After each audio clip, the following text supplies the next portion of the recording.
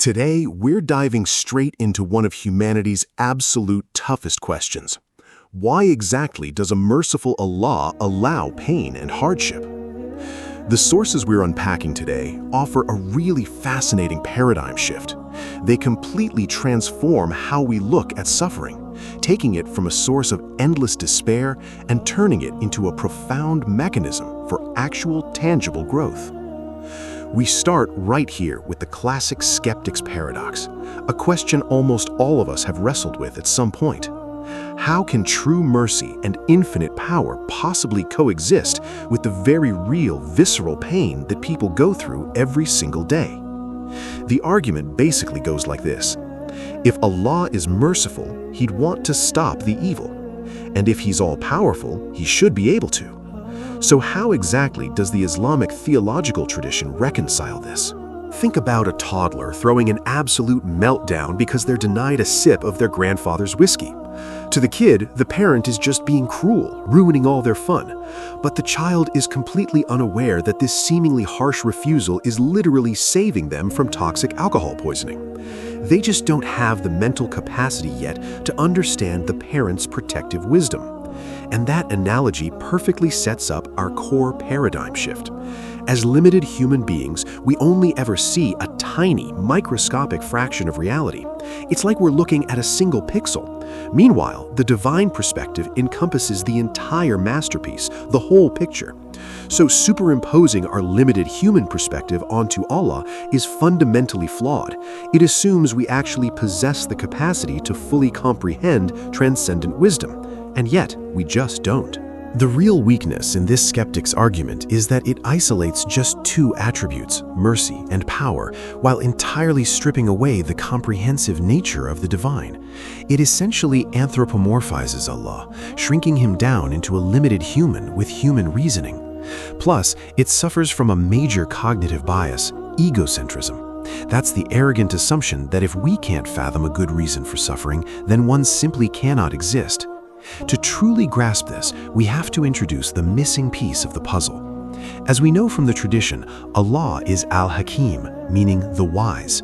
Because infinite wisdom is the very nature of Allah, it logically follows that every single event, yes, even the incredibly painful ones, is underpinned by an infinitely superior wisdom. This isn't just some intellectual cop-out either. It's a rational recognition that a transcendent creator operates on a level of knowledge that is light years beyond our own. The sources cite the incredibly famous Quranic story of Moses and a wise man named Khidr to map this out perfectly. On a journey together, Khidr performs three seemingly unjust actions. He damages a poor family's boat, takes the life of a young boy, and repairs a wall for a town that blatantly refused them hospitality. Moses is absolutely outraged, but ultimately the hidden divine wisdom is revealed. The damaged boat saved it from being seized by a tyrant king. The boy was going to grow up to oppress his faithful parents, and Allah planned to replace him with a much more compassionate child. And that wall was protecting a buried treasure meant for two young orphans. Moses' initial frustration here teaches us a really crucial lesson. Dealing with the mystery of suffering requires immense humility and patience, simply because we don't have access to Allah's complete knowledge. We see this seemingly senseless tragedy like the damaged boat, but we don't see the tyrant king coming just over the horizon. Submitting to this reality is not blind faith. It's a completely rational admission of our intellectual limits compared to the divine. So the underlying point is that wisdom underpins everything. But you still might be wondering, if Allah is so perfectly good, why not just put us straight into paradise? Why do we have to go through all the painful tests of this earthly life in the first place? Well, the texts explain that life simply wasn't designed to be a continuous party.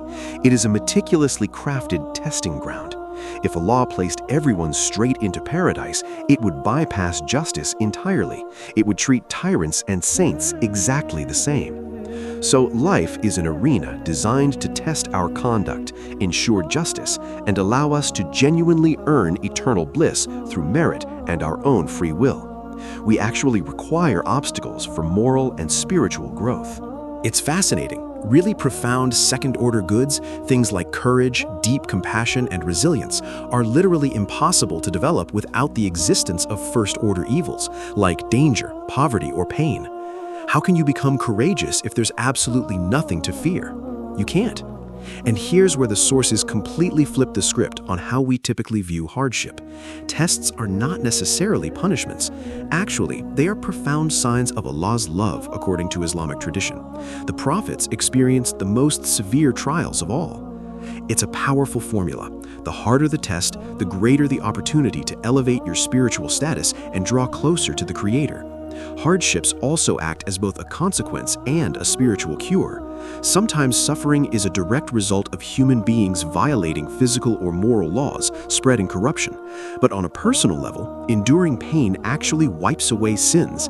It shatters our illusions of the Dunya. It detaches our hearts from the temporary material excess of this world, so we can finally focus on our ultimate purpose. But here's something crucial to remember. Tests don't only come in the form of pain. Continuous ease, massive wealth, and luxury are just as severe a test as poverty. A life of unbroken comfort can easily make someone arrogant, ungrateful, and completely forgetful of why they're even here. Honestly, the test of ease is often way harder to pass than the test of hardship. This psychological framing, which comes from a famous prophetic tradition, is incredibly empowering. It essentially creates a spiritual win-win scenario.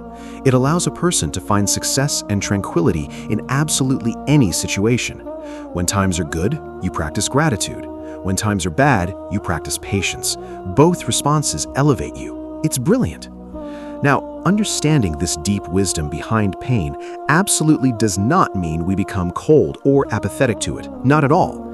We have to ask what our active role is when we see the suffering of those around us, whether that's sickness, crushing poverty, or systemic injustice. This powerful divine hadith shifts the paradigm yet again. It tells this profound story of Allah asking humanity on the Day of Judgment why they didn't visit him when he was sick. When humanity asks how the Lord of the worlds could possibly be sick, the response is, "I fell ill, but you did not visit me. Did you not know that had you visited him, you would have found me by his side, taking care of the sick, the hungry, the vulnerable?" That is how we directly experience the presence of Allah. Our test is in how we step up to alleviate the suffering of others. When collective or individual calamities strike, the prescribed solution is definitely not existential despair. It's actually a highly actionable plan. Step 1, practice Sabr, that's beautiful patience. Step 2, make sincere tawbah, or repentance, to purify yourself. And Step 3, actively work to command what is good and forbid what is evil in society to prevent further man-made suffering. It's about taking action. As we near the end of this explainer, let's zoom all the way out to the ultimate scale. The problem of evil often relies on seeing this earthly life, the Dunya, as the absolute only reality. But the sources stress that comparing the fleeting, severely limited nature of our earthly life with the boundless, permanent reality of the afterlife, the Akhira, well, it changes the math entirely. Earthly suffering has an expiration date. Ultimate justice and eternal reward do not. To really illustrate this, the tradition states that the eternal reward is so magnificently vast that the person who experienced the most horrific, agonizing life on earth will be dipped in paradise for just a fraction of a second, and after that single moment, they will swear to Allah that they never experienced a single second of hardship. The sheer weight of the eternal good literally obliterates the memory of temporary evil. As we wrap up this explainer, I want to leave you with this thought to carry into your own life. We've seen how a shift in perspective can turn a moment of pain into a massive mechanism for profound growth. When the next trial inevitably comes knocking at your door, will you be blinded by the single painful pixel, or will you trust in the grand, unseen picture?